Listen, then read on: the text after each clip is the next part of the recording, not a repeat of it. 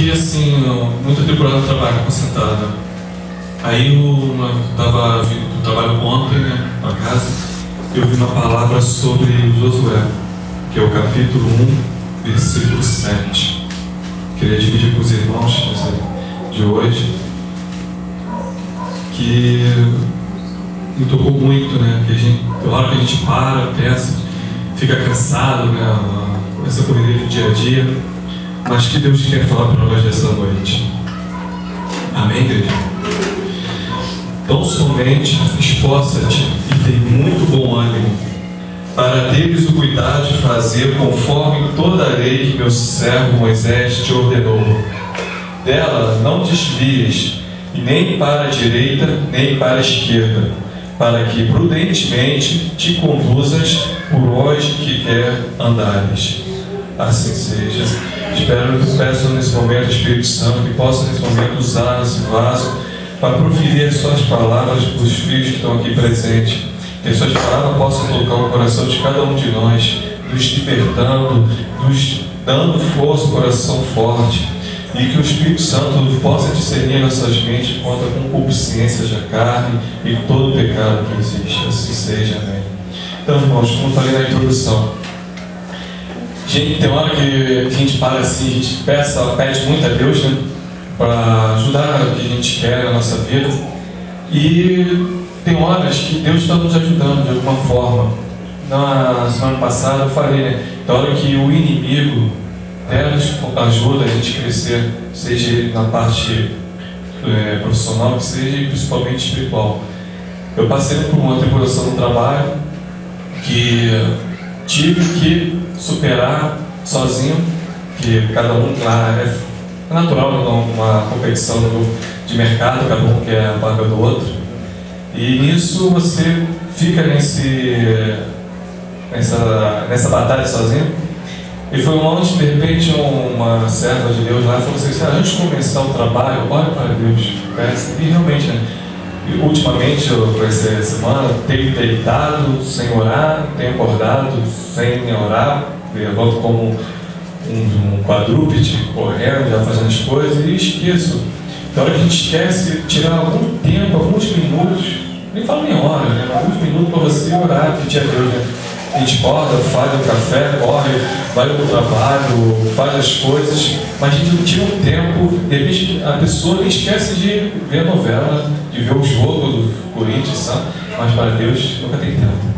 E naquele momento, quando a serva me orientou, no dia seguinte, antes de começar o trabalho, já estava começando aquela agitação, ligando o computador, vendo os e-mails, aí alguma coisa me tocou, parei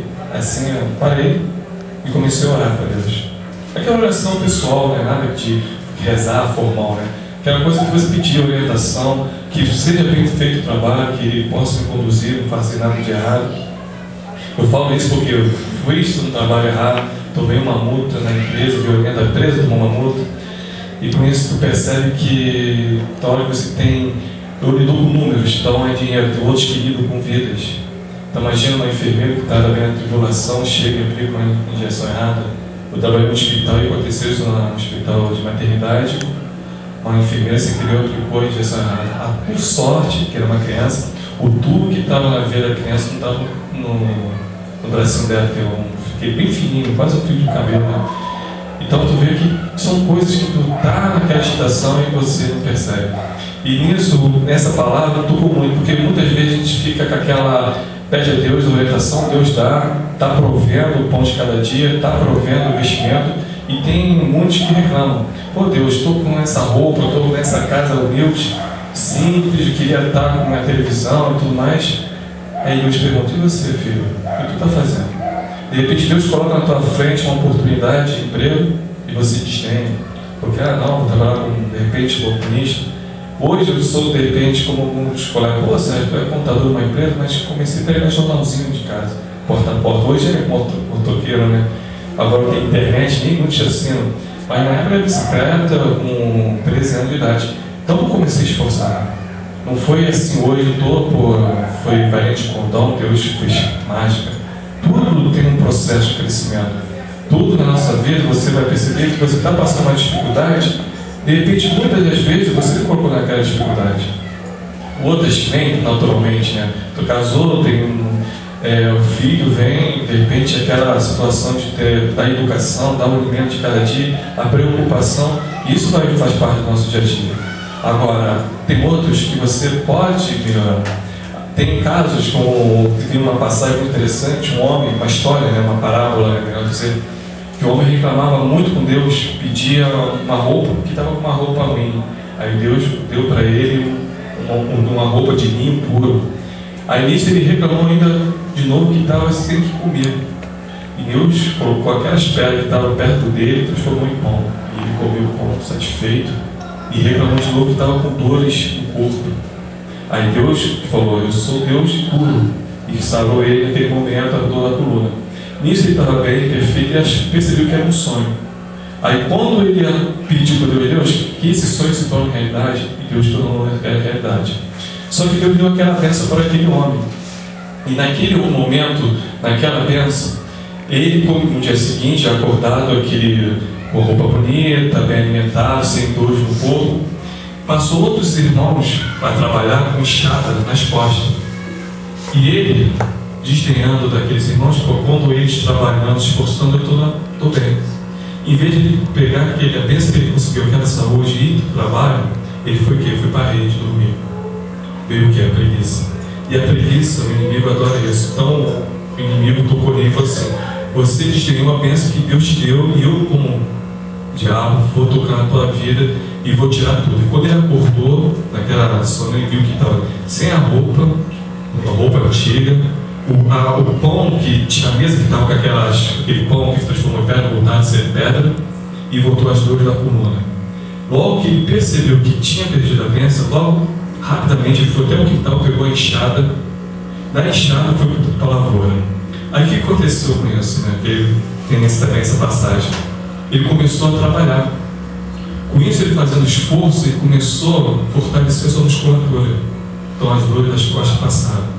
Com o trabalho, o esforço dele, ele começou a ganhar um dinheiro com aquele venda, aquela lavoura que estava, aquela ceifa que ele fez da implantação. Conseguiu dinheiro, começou a comprar roupa nova. E com isso ele começou a ter uma casa, e com isso ele conseguiu prosperar. O que isso quer dizer? Muitas das vezes a gente se acomoda na vida. De repente a gente conseguiu um emprego, consegui, se acomodei. Ou casou, conseguiu um marido ou uma esposa, se acomodou, prestou atenção. Seja dos filhos, conseguiu o filho, está na escola, se acomoda. E com isso a preguiça vem, aí começa a dificuldade.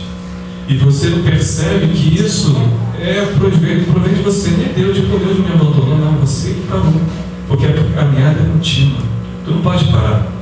Como diz no estudo, né? Você começou, fez o primeiro grau, parou para quê? Não, faz o segundo, acabou o segundo, agora esqueci, agora não dou nem mais segundo grau. Passou, fez vestibular, faz a faculdade, assim vai. Depois, não tem mais faculdade, faz um curso de idiomas, não para. Vai chegar um momento, vai descansar, vai se aposentar? Vai. Tudo tem o seu tempo. Mas tendo vigor, tendo força, podendo conseguir pegar na enxada, vai na luta. Não espera o correio chegar, bater na porta, aqui uma carta de emprego. Não espera uma vizinha chegar aqui, toma um dinheiro para você. Não, corre atrás. Porque muitos estão lá fora não fazendo isso. E Deus vai abençoar. Porque não vamos esperar que, de repente, como uma irmã falou, escrevi para um concurso público e não está estudando. Meu irmão, Deus pode ser fiel a ti sendo servo, mas ele não é injusto. Mesmo aquele ímpio que não está na casa dele e está estudando, ele não vai tirar vaga daquele ímpio para você. Eu acho que Deus não é justo, nem injusto. Então, é você estudar, correr atrás e, claro, chegando na hora, pedir a Deus, invocar a Deus, orar, pedir naquele momento concentração na prova, e Deus vai te ajudar. E isso também serve para nossas vidas. Muitas vezes a gente está reclamando que alguma coisa não está dando certo na nossa vida, em casa, no trabalho, como passei por isso também, reclamando assim, para mim mesmo, né, não reclamando para os outros, que os outros não tem nada a ver com o seu problema. Aí tu para, ora, me concentrei, tentei ouvir a voz de Deus. Não sei se ainda não estou na espiritualidade, né, percebi se foi o meu subconsciente, mas muita coisa naquele momento senti aquela tranquilidade para executar o trabalho corretamente e conseguir entregar o trabalho. quando outros amigos, outros colegas de trabalho não conseguiram, eu tive ainda o privilégio de poder ajudá-los, porque sobrou tempo. Então, naquele momento, eu percebi que Deus estava no controle de tudo. Isso serve para toda a nossa vida. E no Josué foi a mesma coisa na vida de Josué. Você percebe que ele teve todo o ensinamento que estava lá do Moisés, aprendendo como uma analogia, o rei Davi com Saul. Ele estava aprendendo o Josué com Moisés. Com isso, ele estava pronto para continuar a obra. Mas não foi de graça, nada recebe de graça. Tem uma coisa assim, é bom a gente receber uma herança, do nada, ficar rico numa noite para um dia. Mas se você não estiver pronto, não tiver conhecimento, aquele dinheiro não vai evapora, você começa a comprar, adquirir coisa, compra coisa desnecessária, compra uma casa de 10 quartos e tem 2 pessoas, 3 pessoas para morar, e por aí vai. Compra um carro sem saber dirigir. Eu estava uma vez indo para São Paulo, fui de táxi, aí o motor dos taxistas ouvem muito rádio tupi. Um parênteses aqui, né? E achei interessante que bandidos foram roubar um carro da pessoa, e soltaram. Aí renderam a pessoa foi embora e foram para um ladrão. Vai, você dirige. Eu não sei dirigir. Aí o segundo. Então você dirige, também não sei dirigir. E o último, eu também não sei dirigir. Então por que estão roubando o carro? Então são coisas assim que você olha assim, é incrível, né? Então você quer fazer as coisas, mas não planeja a tua vida, não faz as coisas. Isso é um exemplo não correto, mas um exemplo que você tem que saber fazer as coisas, pedir a Deus orientação para coisas boas, e não fazer tudo, como desde aquele cantor, né? Deixa a vida me levar, indo, assim. Aí depois lá na frente estrepa, aí vai ocupar quem? A pastora, o pastor, vai ocupar Deus, ninguém me sinalizou, ninguém me orientou. E Deus está mostrando nesse momento, outro na passagem aqui no versículo 9, dando continuidade, fala assim: não comandei eu, esforça-te e tem bom ânimo, não pasme e nem te espante, porque o Senhor teu Deus é contigo por onde quer que andares. Então, você percebe o capítulo 1 e fala muito isso. Esforça-te, tenha bom ânimo, não desanime. Como falei na semana passada, tem momentos que você está desanimado, você tem que ter o autoajuda. Se tiver uma irmã, um irmão que te ajude, dá boa palavra, é ótimo, mas você tem que se autoajudar. Tem que vir de dentro para fora. É buscar, em casa não está dando certo, o que está acontecendo? Pensa, veja a orientação e mude. De repente você muda o comportamento. Eu tenho uma peleja muito grande em casa, apesar que eu moro sozinho, minha mãe mora em outra casa, mas minha mãe é uma batalha. Eu, como filho, tenho que ir lá visitar, perguntar, e é difícil. Minha mãe fica de piadinha, futebol, fica futuro pastor, essas coisas todas. É duro, é difícil, as palavras que ela usa. Só que estou orando, estou pedindo, tento levar ela para a igreja sem forçar, ela não quer, tento levar para um grupo de terceira idade para ela conhecer isso aí, é difícil. Imagino muitos têm aí muita batalha aí dentro de casa. A contenta é grande, mas não pode desanimar. Eu confesso, a hora que eu saio triste, expulso de casa, tem um vício de bebida, é alcoolismo, e é chato ver uma pessoa que não ama nesse vício, seja cigarro, drogas. Assim, se eu fosse para escolher, eu acho que o cigarro é menos pior, né? Porque a pessoa está sóbria, né? A bebida, infelizmente, a pessoa não está, faz besteira, cai. Aí tu tem que esperar a pessoa cair para dar banho, colocar carro. Então cada um tem uma peleja muito grande. Então nessa hora você não pode desanimar. Sempre acreditar que pode levar 1, 2, 3 anos, 4, o que for, como aconteceu com o testemunho de uma irmã que o filho estava na droga durante 16 anos. Mas conseguiu sair das drogas. Então, imagina uma mãe e o filho, acho que era crack, e é difícil sair do crack, e o rapaz saiu. Então, tudo tem um tempo de Deus, né? Como está a história na Naamã, segundo Reis, né? Naamã foi necessário 3 mergulhos. Deus podia curar ele antes, podia curar no 6º mergulho, no 1º mergulho, mas tudo tem o tempo dele. E a gente aprende no Naamã o que? O orgulho, né? Então, muitas vezes a gente tem que esforçar, tem que se humilhar. Primeiro, para alcançar o reino dos céus, não é subir, é descer a escada aos pés do Senhor e pedir a Ele, aclamar a Ele e pedir orientação a Ele. Eu queria que nessa passagem a gente percebesse muitos, de repente, aqui o dentro de casa, parente, passa esse entusiasmo, não deixe as coisas do lado de fora, de fraquejar. Porque o inimigo é assim, tem hora que, como falei na semana passada, o inimigo fica desanimando a gente, vai colocando a voz do ouvido assim, não vai dar não certo. Tem pessoas do nosso lado, marido, não vai dar certo como esposa, e isso vai minando. Tem uma historinha, se a pastora permitir, que é, não sei se alguém já ouviu falar a história dos 3 sapinhos, que os 3 sapinhos caíram num buraco, todos tentavam segurar, já viram essa história? No final, mais ou menos uma história rápida, né, de fazer uma sinopse. Eram 3 sapos que caíram num buraco. Aí todos os sapos tentavam sair do buraco, e um tentava, morreu. Tentou o segundo, tentava, e as pessoas, os animais da selva em volta, falaram, não vai conseguir. O segundo também tentou, desistiu, morreu. E o terceiro estava lá, foi, até que conseguiu sair. Aí isso, o macaquinho aplaudiu, todo mundo ficou feliz, e perguntaram assim, como você conseguiu fazer isso se todos estavam desanimando você? Só que ele percebeu que o sapinho era surdo. Então o sapinho não ouviu os outros falarem. Ele foi porque queria sair daquele buraco. Dependendo do que estava a gente lá fora, ele foi porque era surdo. Os outros desanimaram, vai conseguir, e assim tem. De repente, muitos fazem isso não por maldade. De repente, nem inimigo, até amigo fala, fulano, não dá não, faz isso. E é para fazer.